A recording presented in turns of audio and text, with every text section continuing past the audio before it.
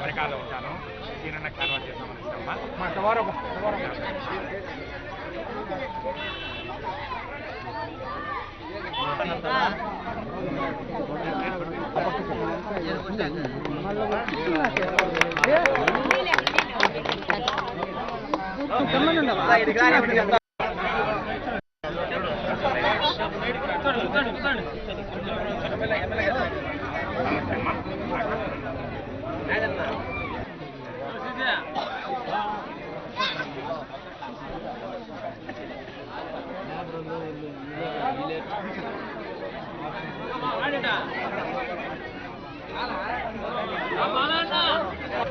కష్టం కలిగినా మాకు కలిగినట్టే మీకు ఏమి సమస్యలు ఉన్నాయో ఇక్కడ ఆ సమస్యలు లేకుండా చేస్తాం. మన కొరమట్ల శ్రీనివాసులు గారిని మనం ఎమ్మెల్యే చేసుకొని మినిస్టర్ గా చూస్తే ధర్మాపురం అని ఒక వెలుగుగా వెలిగిస్తాము. మిత్రులు నిర్మిస్తాం 5 లక్షలతో, ప్రతి ఇంటికి మిత్రులు నిర్మిస్తామని నేను ఈ సభాముఖంగా తెలియజేస్తున్నాను. మాపై దయ ఉంచి ఫస్ట్ ఎలా చేశారో ఇప్పుడు కూడా అలాగే భారీ మెజార్టీతో ఎమ్మెల్యేని ఎంపీని గెలిపించాలని శబ్దం వచ్చినంత వరకు పెట్టుకోవాలా.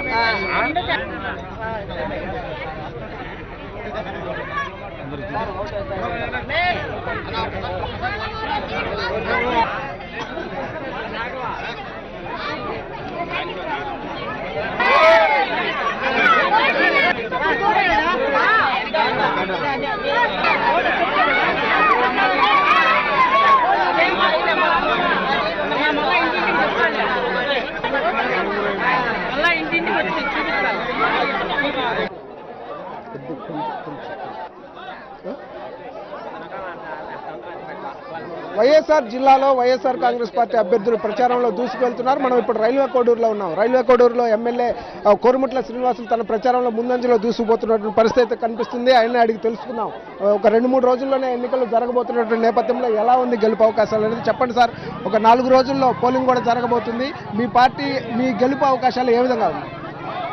ఈరోజు తెలుగుదేశం పాలన అంటే ప్రజలకు విసుగైపోయింది.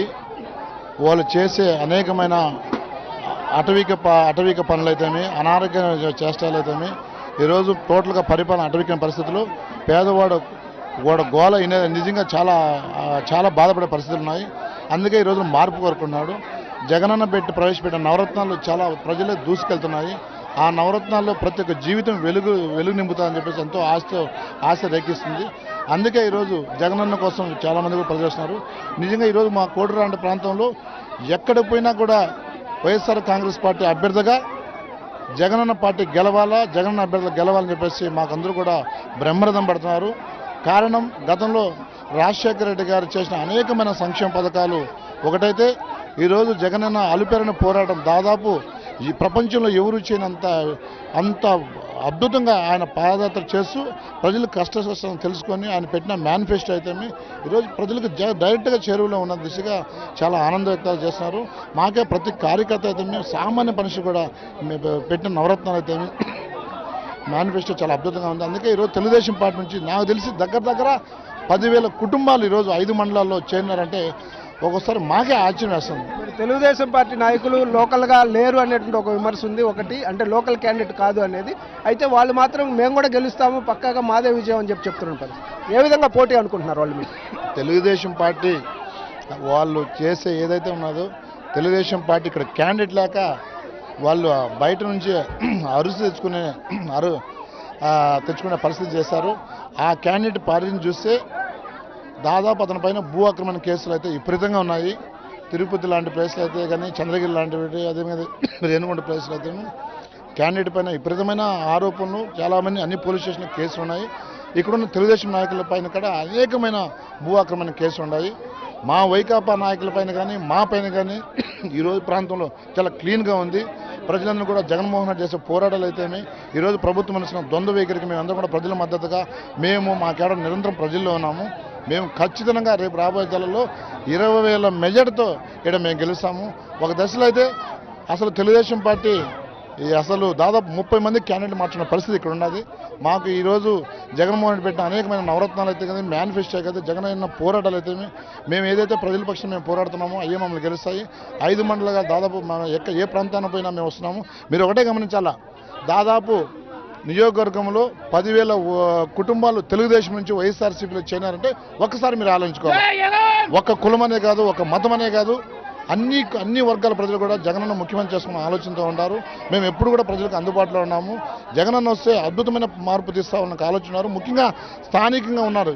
ఈ 5 సంవత్సరాల్లో తెలుగుదేశం పార్టీ ఉన్నారు, ఇన్ఛార్జీలుగా ఉన్నారు. చంద్రబాబు ఎన్నోసార్లు వచ్చారు, మంత్రులు ఎన్నోసార్లు వచ్చారు.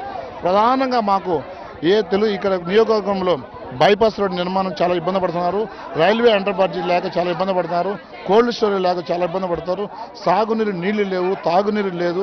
మండు టెండర్లో చాలా ఇబ్బంది ఉన్నారు. కనీసం తెలుగుదేశం నాయకులు ఈ 5 సంవత్సరాలు ఏం చేశారని చెప్పేసి ఒక శ్వేతపత్రం రిలీజ్ చేయాలి. అంటే మనం ఇక్కడ ఒక ప్రధానంగా నిన్న జగన్మోహన్ రెడ్డి గారు ఒక మేనిఫెస్టో విడుదల చేశారు. మీది ఎస్సీ రిజర్వ్డ్ కాన్స్టిట్యున్సీ. ఎస్సీలకు మీరు మేనిఫెస్టోలో ఇచ్చినటువంటి ఎస్సీ పబ్లిక్లో ఏ విధమైన రెస్పాన్స్ కనిపిస్తుంది? నిజంగా ఒక ఎస్సీలకే కాదు, ఈరోజు బీసీలు తీసుకోండి, ఎస్టీలు తీసుకోండి, ఓసీ అగ్రవర్ణ భేదాలు తీసుకోండి, ప్రతి ఒక్కరు కూడా మేనిఫెస్టో అద్భుతంగా ఉంది. ప్రతి ఒక్కరు కూడా మేమే ఉద్యోగంలో చేరినాము, మాకు ఉద్యోగం వస్తే ఎట్లా జీతాలు వస్తాయో ఆ విధంగా ఫీల్ అవుతున్నారు. ఇప్పుడు జనరల్గా ఏంటంటే ఒక పొలిటికల్ పార్టీలో కొంతమందికి మాత్రం చూస్తారు, కానీ జగన్ అనేది ఏంటంటే అన్ని రకాల కులాలు చూస్తాడు. ఎస్సీలు తీసుకుంటే చూడండి, వాళ్ళు పనులు పోతే ఇబ్బంది పడతారు, వర్షాలు పడితే ఇబ్బంది పడతారు. కనీసం అందువల్ల ఆయన పెట్టండి ఏదైతే పెట్టాడో 45 సంవత్సరాల పెన్షన్ అనేది అద్భుతం. వైఎస్ఆర్ భరోసా ఉంది, 75,000 రూపాయలు అద్భుతము. బీసీలు ఉండేది కార్పొరేషన్, అనేక కార్పొరేషన్ పెట్టాడు. బ్రాహ్మణ సంబంధించిన అనేక కార్పొరేషన్, ముస్లిం మైనార్టీలకు ఫ్రీ ఎడ్యుకేషన్ పెట్టాడు. అదేవిధంగా నీకు దీనికి సంబంధించిన దుల్హాన్ ప్రోగ్రాము దాదాపు అద్భుతంగా పెట్టే ప్రజలకు నచ్చింది. అదేవిధంగా ఈ విధంగా తీసుకుంటే కాపులకు, ఈ విధంగా చెప్పుకుంటే అన్ని కులాలకు కూడా సమాన ప్రాధాన్యత ఇస్తుంది. ఎందుకంటే అన్ని కులాల్లో భేదవాళ్ళు ఉన్నారు, వాళ్ళు అప్లిఫ్ట్ చేయాలన్న ఉద్దేశం జగనన్న పెట్టాడు. చాలా అద్భుతమైన పథకం. మేనిఫెస్టో పథకాలన్నిటి ద్వారా మీ గెలుపు గ్యారంటీ అని చెప్పి మీరు అనుకుంటున్నారు? నా గెలుపే కాదు, రాష్ట్రంలో దాదాపు 150 సీట్లు వైఎస్ఆర్సీపీ కైవసం చేసుకుంటున్నది. 150 మేమైతే 20,000 పై చిలుగుతో మేము గెలుస్తాం, ఖచ్చితంగా గెలుస్తాం అని చెప్తున్నాం. ఈ పరిస్థితుల్లో కూడా పూర్తి స్థాయిలో వైఎస్ఆర్సీపీ అభ్యర్థులు అన్ని కూడా గెలుస్తారని చెప్తున్నారు. అంతేకాకుండా రైల్వే కోడూరులో తప్పనిసరిగా భారీ మెజారిటీతో వైఎస్ఆర్సీపీ జెండా ఎగురుతుందని చెప్పేసి ఆయన చెప్తున్నారు. కెమెరామెన్ రాముతో శ్రీనివాస్, సాక్షి న్యూస్, కడప నుంచి.